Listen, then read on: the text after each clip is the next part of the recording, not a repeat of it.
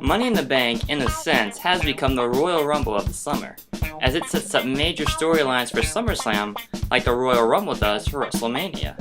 For example, last year's SummerSlam saw Money in the Bank winner Randy Orton cash in on newly crowned WWE Champion Daniel Bryan in one of the most shocking conclusions to a SummerSlam of all time.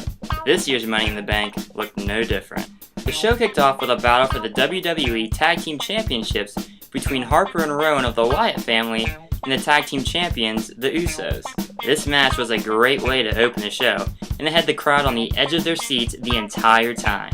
The action was fast-paced with tons of near falls that had many believing that the Wyatts would end the Usos' reign as Tag Team Champions and take the straps for themselves. In the end, however, it was the Usos who came out on top and retained their Tag Team Championships from the Wyatts. Hopefully, WWE will continue this hot tag team rivalry towards SummerSlam, and I think by SummerSlam at the latest, we'll see the Wyatts as the new tag team champions. The second match on the card featured Paige defending her Divas Championship against the Funkadactyl, Naomi. The match was good for a Divas match, and in the end, Paige was able to retain her title against the challenger. Throughout the match, WWE appeared to be hinting at a potential Funkadactyl split, as Cameron appeared to be happy when Naomi lost the match.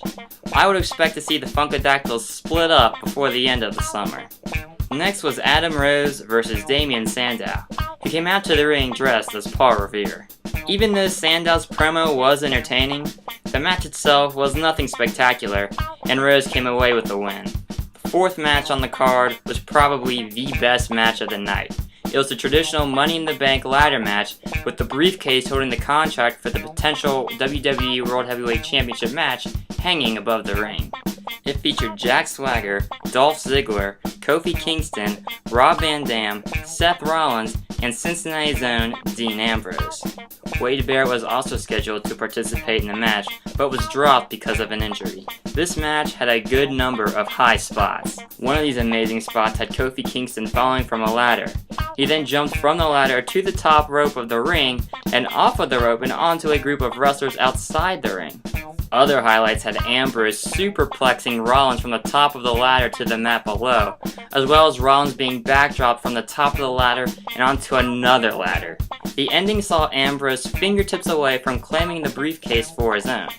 However, Kane came out and interfered in the match, tombstoning Ambrose, allowing Rollins to climb the ladder and grab both the briefcase and the win.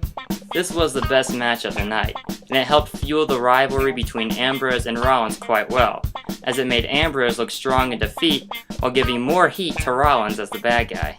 I really like this feud between Ambrose and Rollins, and I also like the Brian Pillman loose cannon persona that Ambrose has adopted.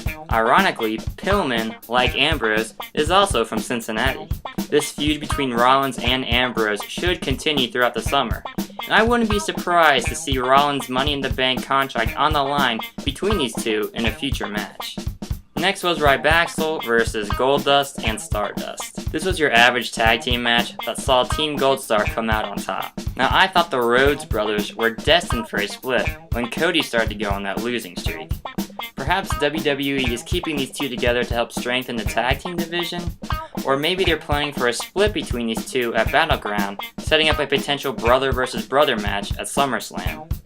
The match that followed was between Rusev and Big E Langston in a Russia versus America affair. A pretty cool spot that happened in this match occurred when Langston speared Rusev through the ring ropes and onto the floor. It looked like Langston actually spiked himself in the head when he hit the ground. However, Rusev did make Langston tap out later in the match, allowing Rusev to be continued to be built as a monster heel heading towards SummerSlam. The seventh match on the card was Layla vs. Summer Rae with Fandango as a special guest referee. Fandango being the ref was pretty funny, but it did not help the match at all as the crowd began to chant for CM Punk out of boredom. Layla got the pin and the win here. The main event for the evening was a ladder match for the vacated WWE World Heavyweight Championship. It featured John Cena, Randy Orton, Roman Reigns, Kane, Alberto Del Rio, Cesaro, Sheamus, and Bray Wyatt. This match was good, and it featured Orton as a bloody mess. Fairly early in the match, Orton got hit in the head with a ladder and started bleeding, but the doctor at ringside was able to clean up most of his blood.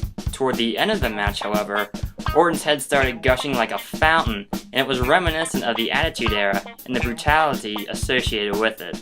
In the end, Cena grabbed both belts and was crowned WWE World Heavyweight Champion for a 15th time. Based on that result, it looks like Cena might be feuding with the Authority through SummerSlam, much to the chagrin of many wrestling fans. However, it could also set up a potential WWE Championship rematch between Daniel Bryan and Cena, as they never had another championship match following Bryan's victory over Cena at SummerSlam of last year.